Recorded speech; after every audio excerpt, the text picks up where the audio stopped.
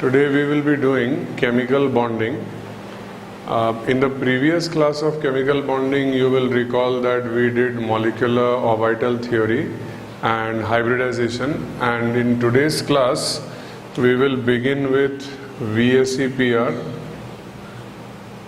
that is valence shell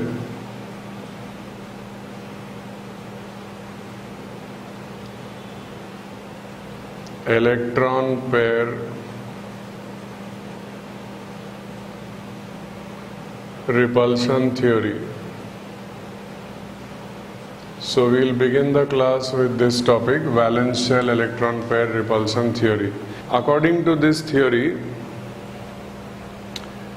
if you consider a molecule like water, now water molecule has one OH bond, another OH bond, and these two are called lone pairs. So in water molecule there are two lone pairs on oxygen atom and there are two OH bonds, as you can see. Now the thing is, the bond angle is approximately 104 degree in case of water molecule. Now this bond angle 104.5 degree. Now this bond angle we call it distorted tetrahedral geometry. So why is it that the bond angle is 104.5 degree? You will recall that we had in hybridization we had discussed methane, and you will recall that in methane the bond angle was 109.5 degree and there are four carbon hydrogen bonds. Here also there are four pairs of electrons. These two are called bond pairs and these two are called lone pairs. So why is it that the total number of electron pairs is 4 over here, 4 over here, but this bond angle is bigger and this bond angle is smaller? In fact, you will recall in hybridization we did that methane molecule geometry is tetrahedral. So what is the reason behind it? The reason is that there are three types of electron repulsions. You can classify them like this: bond pair, bond pair, bond pair, lone pair, and lone pair, lone pair. There are three types of electron pair repulsions. Now the thing is that this bond has an electron pair, this bond has an electron pair. So the repulsion between these two is known as bond pair repulsion. Then if you consider this is a lone pair and this is a bond pair, this is a lone pair, this is a bond pair. So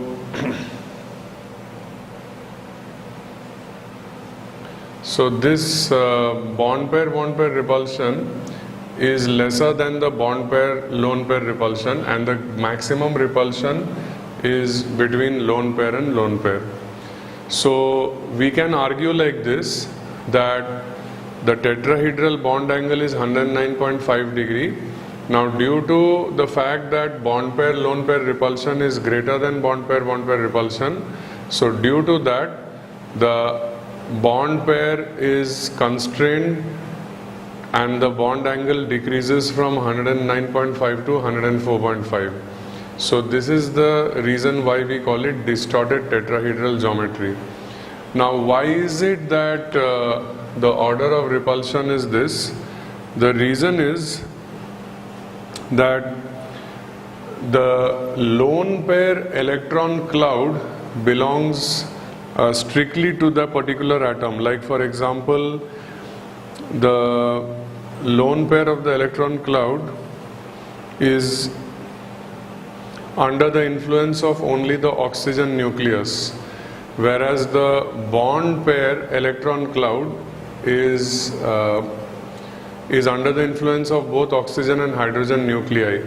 So that is why the bond pair electron cloud is smaller than the lone pair electron cloud. Lone pair electron cloud is under the influence of only oxygen nucleus, whereas bond pair electron cloud is under the influence of oxygen as well as hydrogen nucleus. So the lone pair electron cloud will be bigger than the bond pair electron cloud, and as a result its influence will be greater than the influence of bond pair. So two lone pairs will have maximum repulsion, followed by bond pair lone pair, and finally the least will be bond pair bond pair. So with the help of the comparison between methane and water, we were able to understand the significance of different types of electron pair repulsions, and in fact this forms the basis for VSEPR theory. What happens to the structure of the molecule? Now let us make a table. If there are two bond pairs, first of all, if there are two bond pairs, and let us say that there are 0 lone pairs, so in that case what will be the geometry of the molecule? Now what we will do is we will denote any electron pair like this. So you can see that the geometry is linear, and what is the bond angle? So you can see that the bond angle is 180 degree, and suppose if we are to discuss some examples,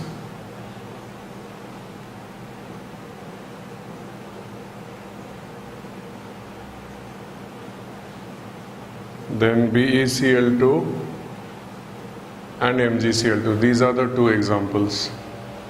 Now let us have a look at geometry involving 3 bond pairs and no lone pair.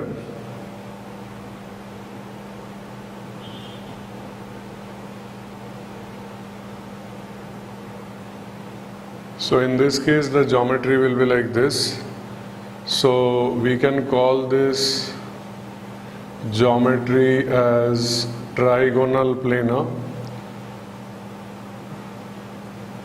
Bond angle is 120 degree.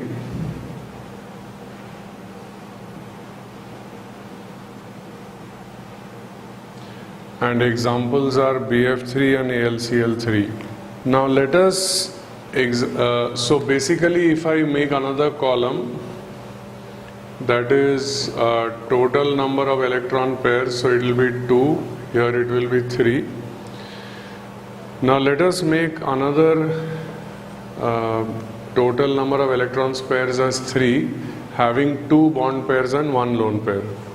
So if there is 2 bond pairs and 1 lone pair, then the geometry will be like this. So we can call it distorted trigonal planar.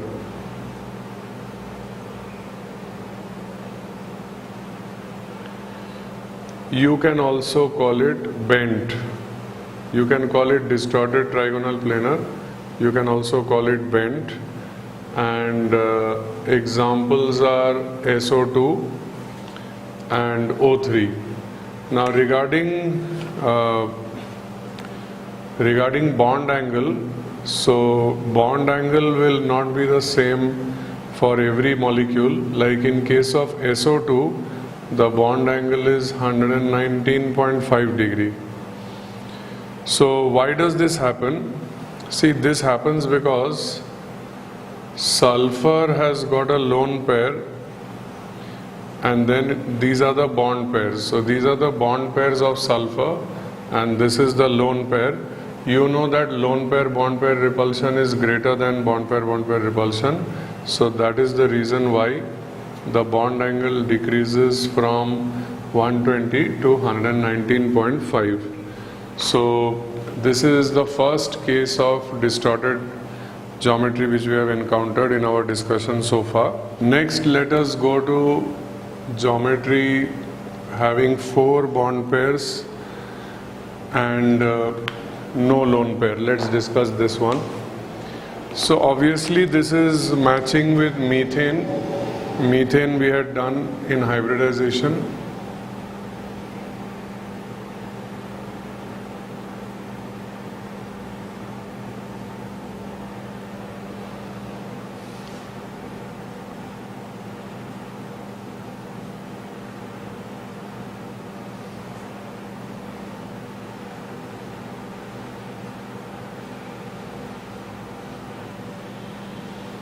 So if the molecule has 4 bond pairs and 0 lone pairs, bond angle will be 109.5 degree. Example is methane and SiCl4. These are the 2 examples.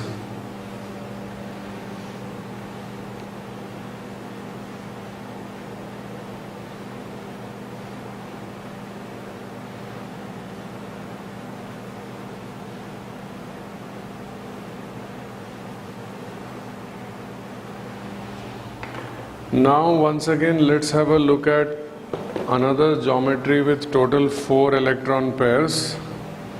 This time let us say that there are 3 bond pairs and 1 lone pair. So in that case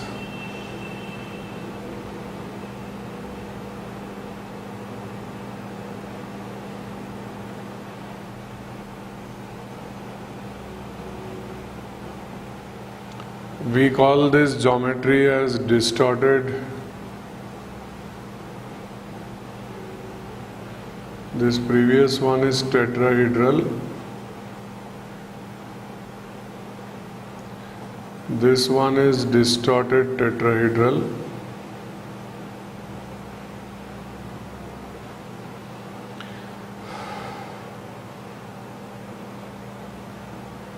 We can also call it trigonal pyramidal.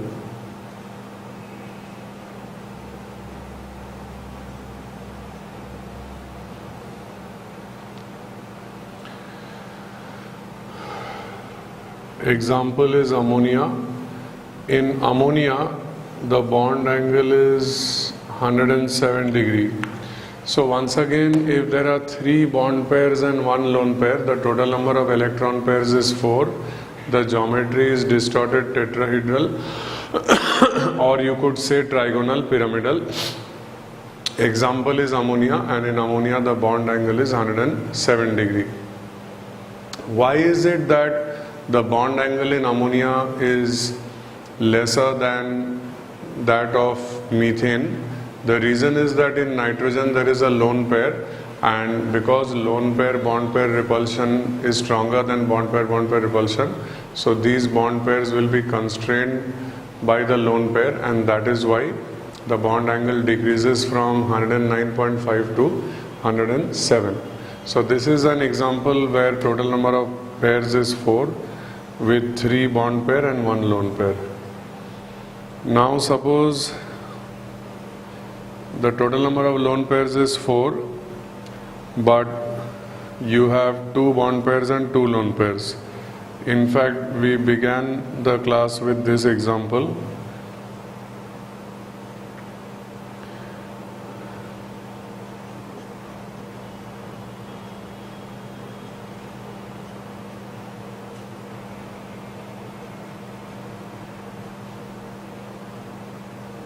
So this is water molecule. It is distorted tetrahedral, or you can also call it bent. And as you remember, we have done it previously in today's class. The angle of water molecule bond angle is 104.5.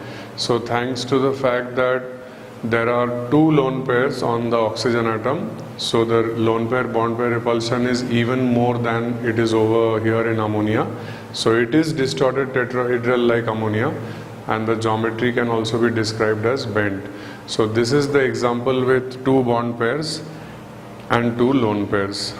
Next we come to geometry with 5 bond pairs and no lone pair. So there are total 5 electron pairs.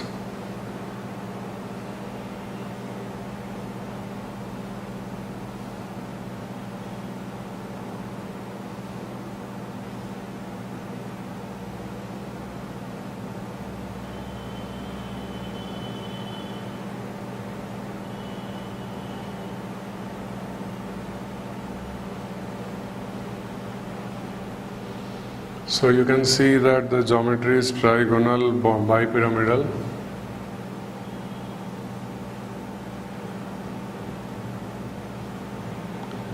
Now this particular one we have already discussed, PCl5, if you remember. We have discussed it in the hybridization. Bond angle is 120 in the equatorial and 90 in the axial. So we call this trigonal bipyramidal geometry. Example we have already done in hybridization, PCl5.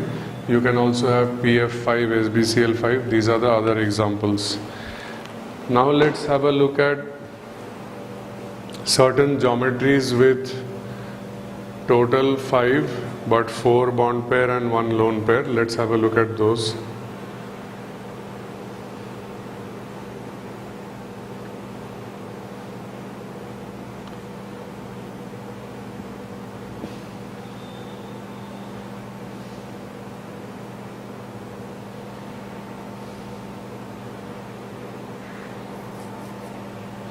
So if there are 4 bond pairs and 1 lone pair, this is how it will look.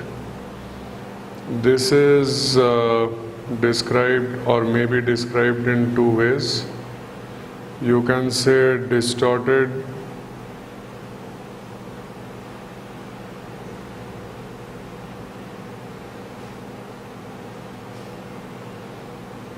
trigonal bipyramidal, or you can say seesaw. You can say seesaw. Example is SF4. SF4 molecule is an example of seesaw. Now there is a very interesting thing about the geometry of SF4. When the geometry of SF4 was being discussed, there were two alternatives. There were 2 alternatives which were investigated. One was this.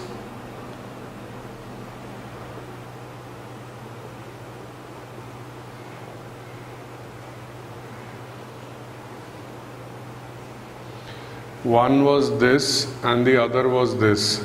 But finally, this was the geometry which was accepted and this was rejected. The reason is that here the lone pair is in a equatorial position, whereas here lone pair is in the axial position. Now if lone pair is in the axial position, there will be 3 lone pair bond pair repulsions. This lone pair with this bond pair, with this bond pair and this bond pair.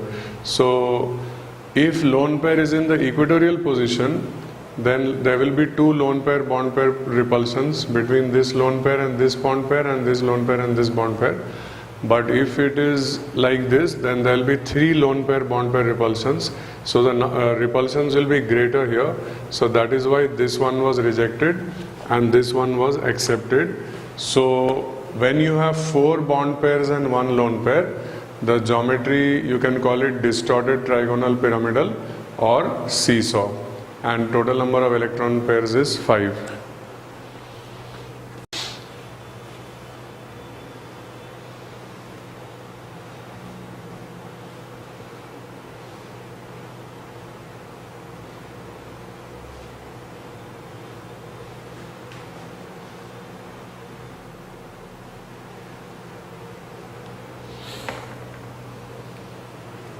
Now let's have a look at another instance of total 5 pairs. This time 3 bond pairs and 2 lone pairs. Let's have a look at this.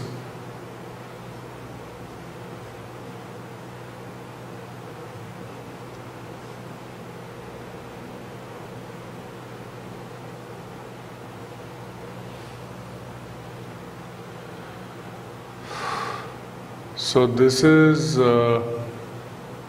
distorted trigonal bipyramidal as usual.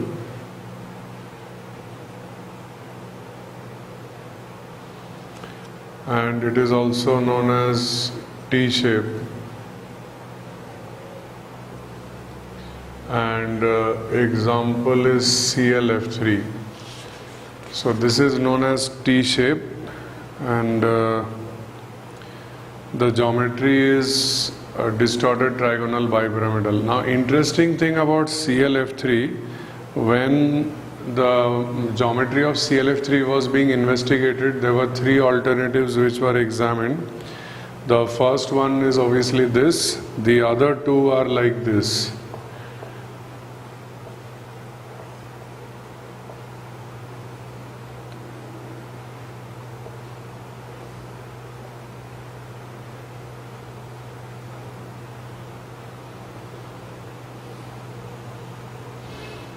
So these are the bond pairs and these two are the lone pairs. And there was another one which was discussed, that is this.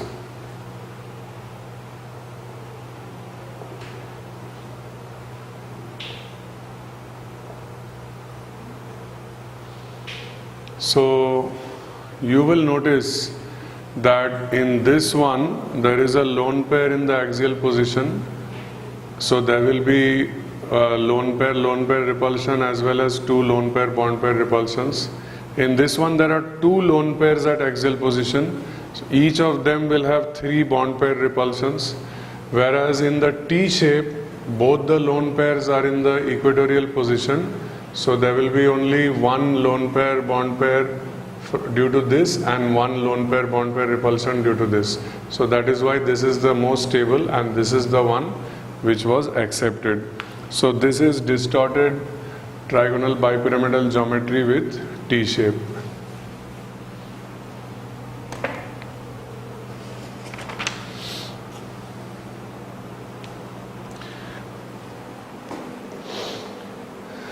Now let us discuss total number of electron pairs is 6.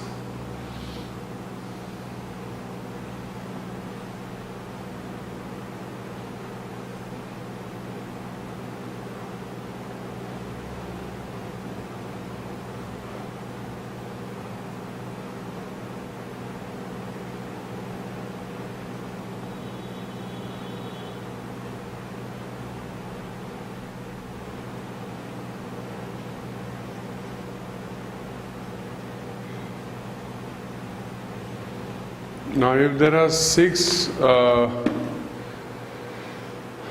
bond pairs, then the geometry will be like this. These 4 are in the same plane, they are directed towards the corners of a square. There is one lone pair above, one bond pair above and one bond pair below. So there are 2 bond pairs in the axial position and there are 4 bond pairs in the square planar position. This geometry is known as distorted. This geometry is known as octahedral, and examples are SF6 and TEF6. As you can see, in this case the bond angle will be 90 degree.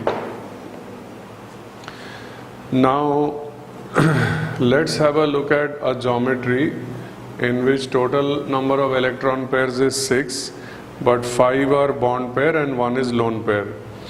Suppose you have a look at this one.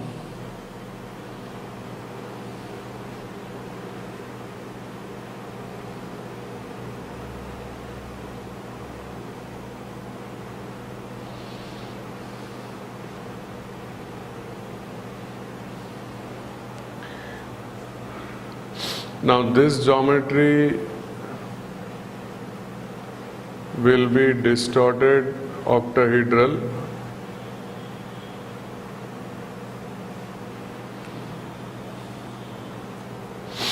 also known as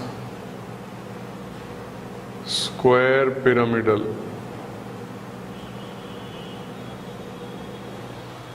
And example is BRF5. So if you have 5 bond pairs and 1 lone pair, it is called distorted octahedral and also known as square pyramidal geometry. So this is the example of 5 bond pairs and 1 lone pair.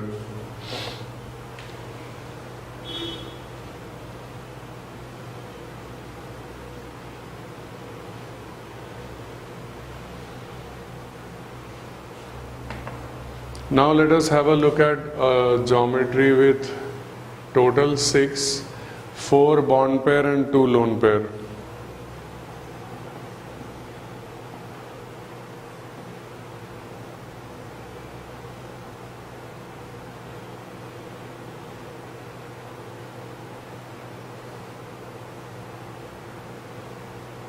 Now this is also distorted octahedral.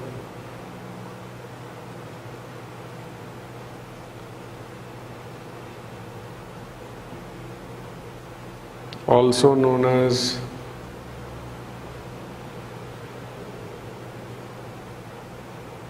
square planar.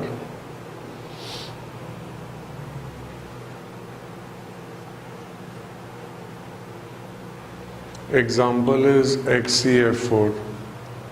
So once again, suppose there are 4 bond pairs and 2 lone pairs. So total number of electron pairs is 6. There are 4 bond pairs directed in square planar position and 2 lone pairs in the axial position. So it is distorted octahedral and the geometry is square planar, and the example of this is XEF4.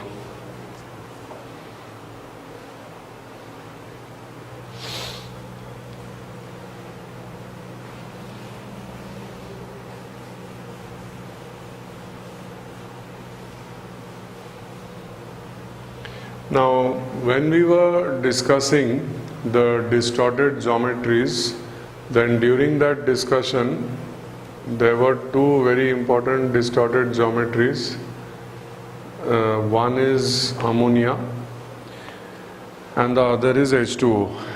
So these are 2 very important distorted geometries which were discussed by us. Now, the thing is, in oxygen group, the remaining hydrides have the formula H2S, H2Se and H2Te, and in the nitrogen group, the remaining hydrides, the formula will be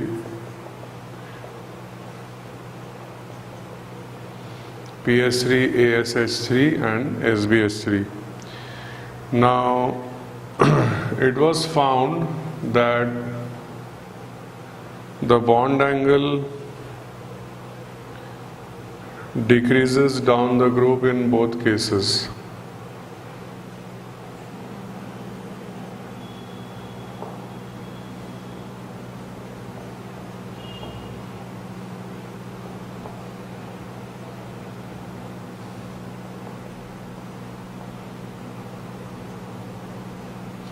So as you can see, in the hydrides of group 15 as well as group 16, the bond angle decreases down the group. Now, why does this happen? First of all, as you go down the group, the size of the central atom goes on increasing. Nitrogen is smaller than phosphorus, phosphorus is smaller than arsenic, arsenic is smaller than antimony. So as you go down the group, the size of the central atom goes on increasing and the electronegativity goes on decreasing. Nitrogen is most electronegative and these are of much lesser electronegativity. So that is why the bond pairs lie very far away from the central atom, and the force between the bond pairs decreases, and this allows them to come closer. That is why the bond angle reduces. Once again, the hydrides of group 15 and 16 have decreasing bond angles because as you go down the group, the size of the central atom goes on increasing and electronegativity goes on decreasing. So that means the bond pairs are farther and farther from the central atom, and that's why their repulsion becomes lesser as you go down the group. So the bond angle decreases as you go down the group. So this was the topic VSEPR theory.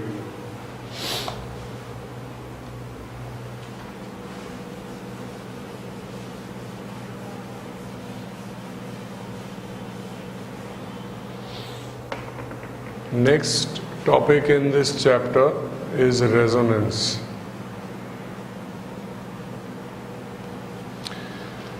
See, the ozone molecule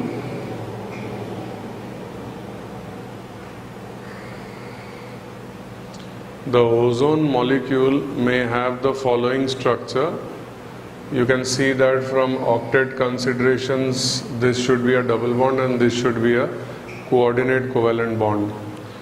But if that is the case, then another structure which appears to be equivalent is like this. So ozone can have either this or this structure. Now on investigation, it was found that all the bonds in ozone molecule are identical. So this bond and this bond are identical. So if the bond has to be identical, then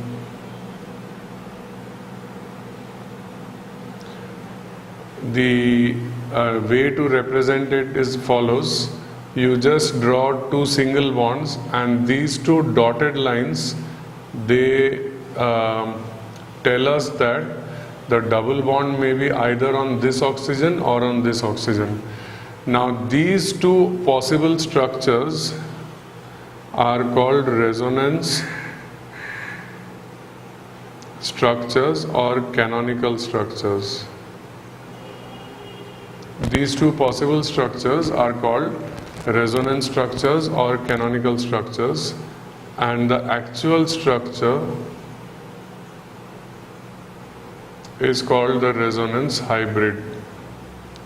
So resonance hybrid is the actual structure, but we cannot show the bonds conclusively like in case of these two. So these dotted lines denote the possible location of the double bond, which means it could be either here or here. Now, why does resonance happen? You see, in this particular molecule, there is a sigma bond and a pi bond at the site of the double bond. You know that pi bond is formed by lateral overlap. So the pi electrons are more reactive and capable of delocalizing within the molecule. So the bond may be here or here, which means that the pi electrons will delocalize over the molecule. They may be present on this one or that one, and that is the reason why we are getting two possible structures and one resonance hybrid. So it is found that the energy of the hybrid is lower than the energy of both the resonance structures. So resonance is a kind of electron delocalization which lowers the energy of the molecule and makes it more stable. So that is the reason why resonance occurs. And it was also observed that the bond length between oxygen-oxygen double bond is 121 picometer, and over here the bond length is 148 picometer, right? But in the hybrid it was found that both the bonds are equal and both of them are 128 picometer. That means the bond length in both the bonds of the resonance will be the same. Now resonance will happen whenever there is a pi bond. It may happen in cases when there is a electron pair, that is a lone pair. So let us have a look at some more examples of resonance. Suppose you have carbonate ion CO3 2-. So you know that the possible structure for carbonate ion is this.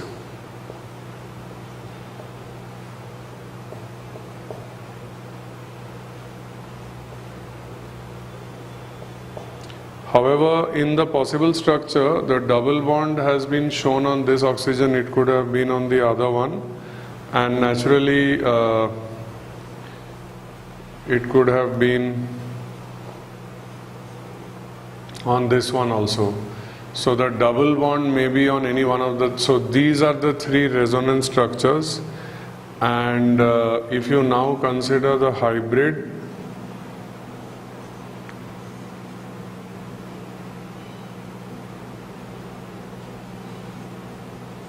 then the hybrid is represented like this. We show three single bonds.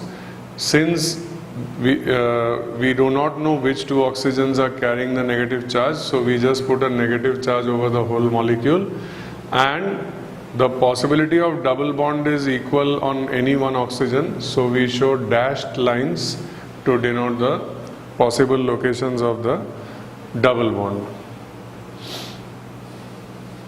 Have a look at carbon dioxide.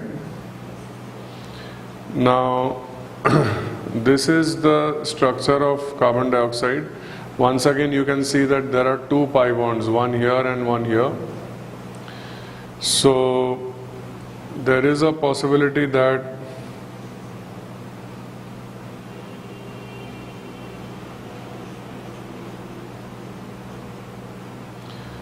the molecule may be like this.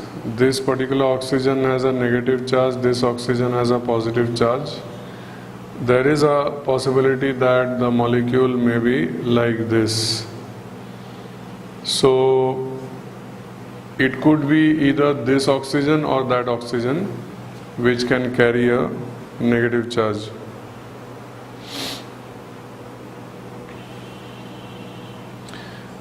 Now, when the scientists investigated the structure of carbon dioxide in the laboratory, they found that the carbon oxygen double bond length is 121 picometer, whereas the carbon oxygen triple bond length is 110 picometer. But when they investigated it in the laboratory, they found that the actual bond length is 115 picometer. So that is how it was discovered that carbon dioxide also shows resonance hybridization, and these are the three resonance structures, and this is the resonance hybrid.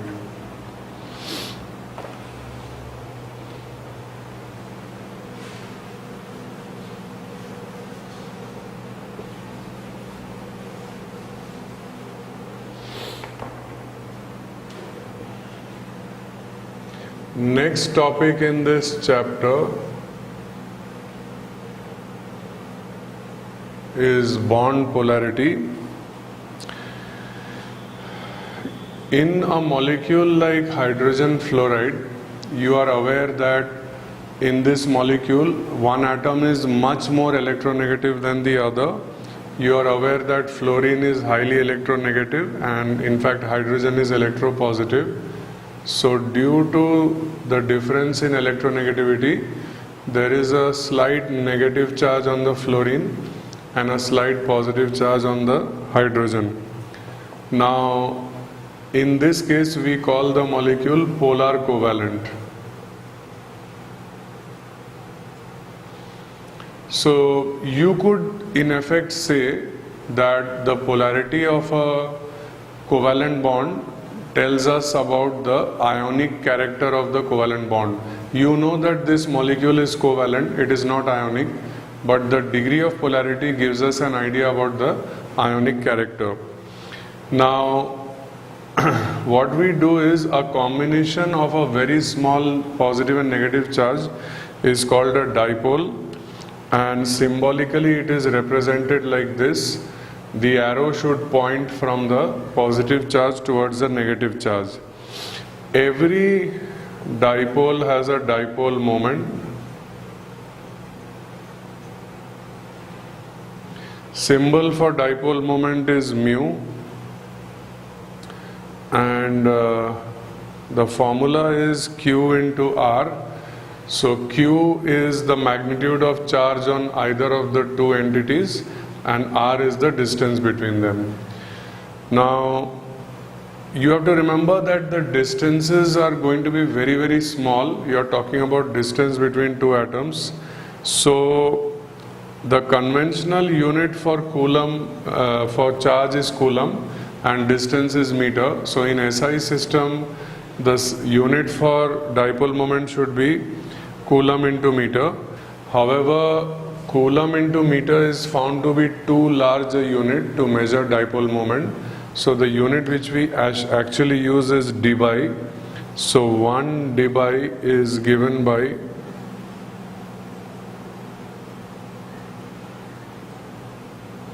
3.33564 into 10 to the power minus 30 coulomb meter. This is the symbol for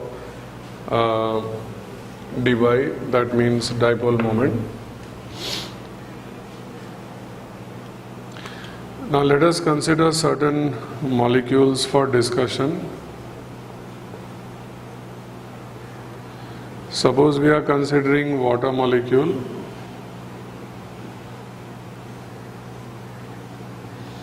So water molecule, this is the structure.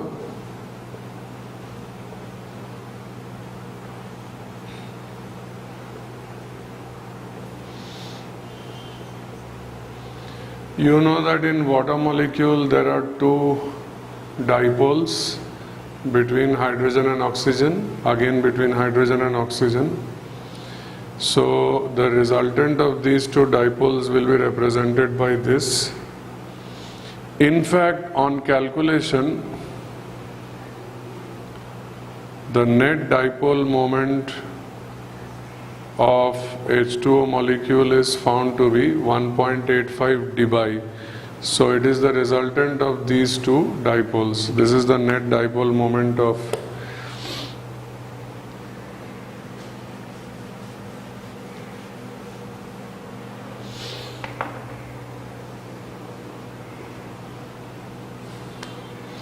Now, thanks to the concept of dipole, now it becomes very easy for us to determine whether there are any completely non-polar covalent molecules.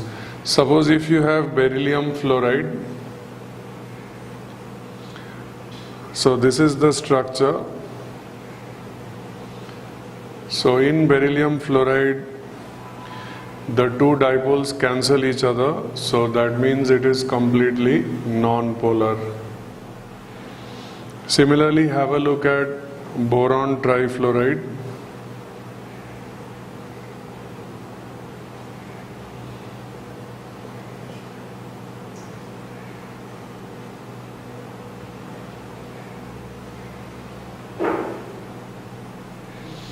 So in boron trifluoride, these are the three boron fluorine bonds, and these are the three dipoles, and the resultant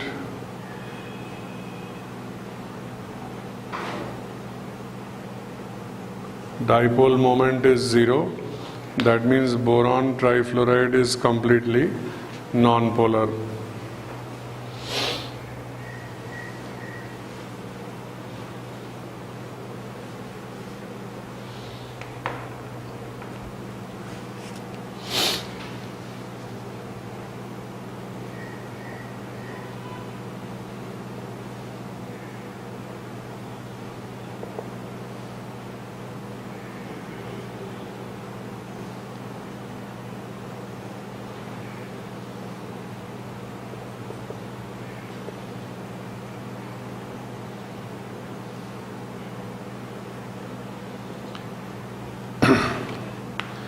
Now there is a very, very important concept of comparison of two similar molecules in terms of geometry, that is NH3 and NF3.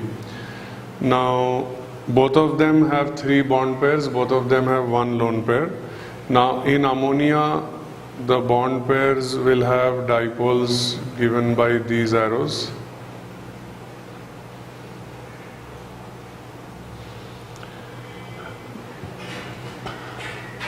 And there will be a dipole due to the lone pair as shown like this.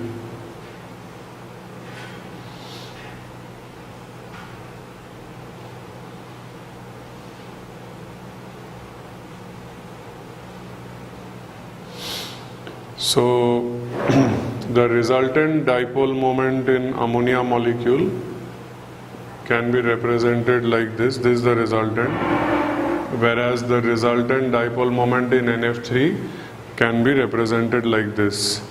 So in fact, on calculation, the dipole moment of ammonia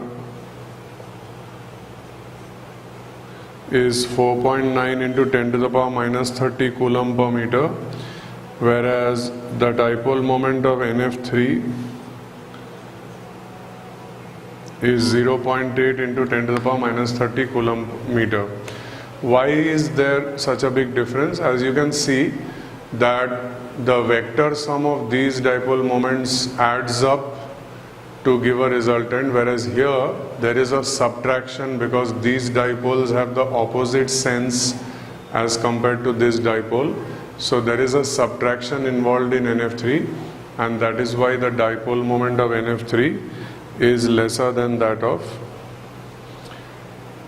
ammonia.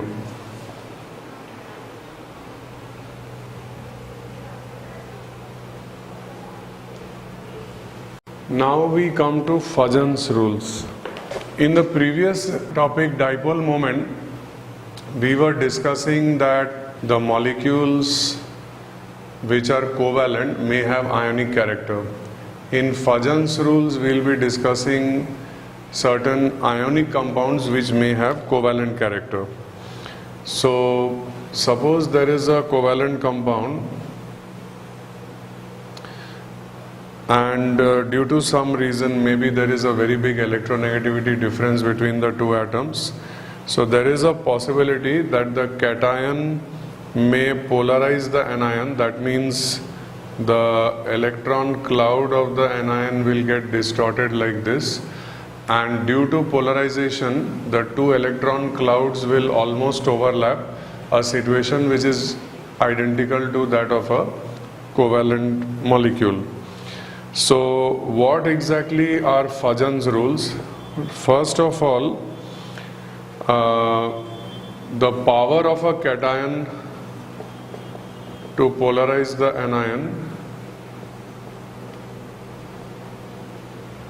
is called polarizing power, and the degree to which the anion can get polarized is called polarizability. So first of all, for high polarizing power, we need a smaller cation. This is the first thing. So for high polarizing power, we should have a smaller cation. The cation has to be smaller. So that means the polarizing power of Li plus is greater than that of Na plus. The second point is that we should have a larger anion. So the polarizability of I minus is greater than that of Cl minus.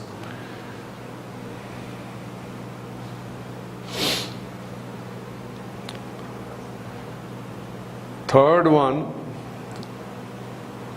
is that if you have cations with higher charge,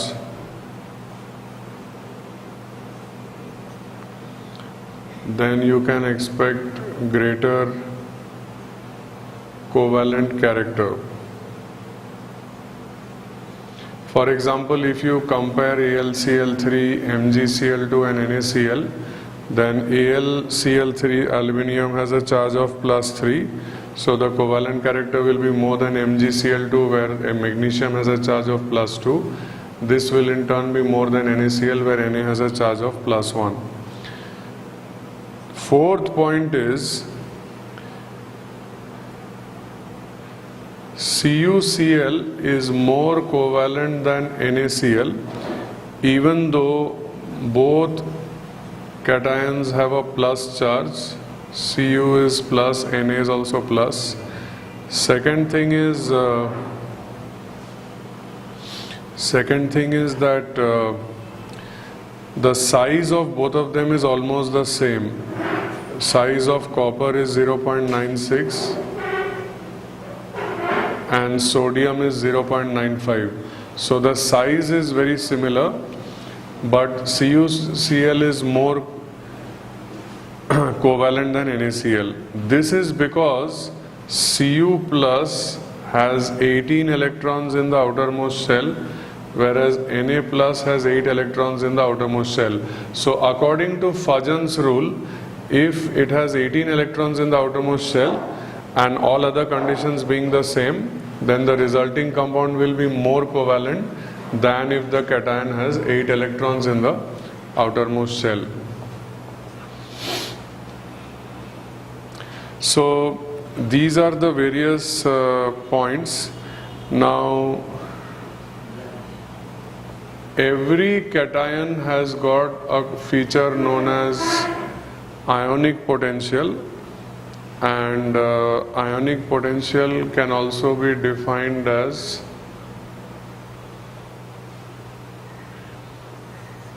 charge on cation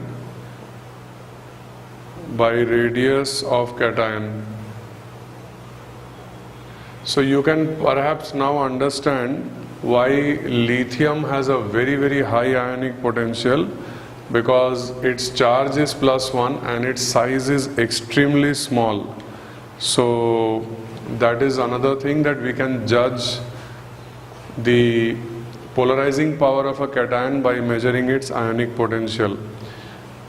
And finally, according to Fajan, the medium plays a very important role. Like say for example, AlCl3 is covalent, but AlCl3 in water is ionic. The reason is that water is a polar covalent compound, so that means water will prevent polarization.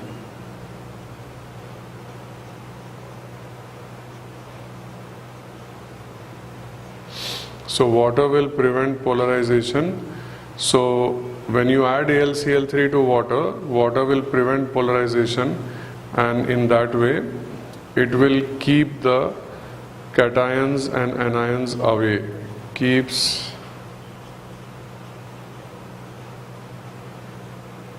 cations and anions away from each other. So this is the topic Fajan's rule. So we complete Fajan's rule and we also come to an end of this session. In the next session we will be taking up hydrogen bonding and Van der Waals forces.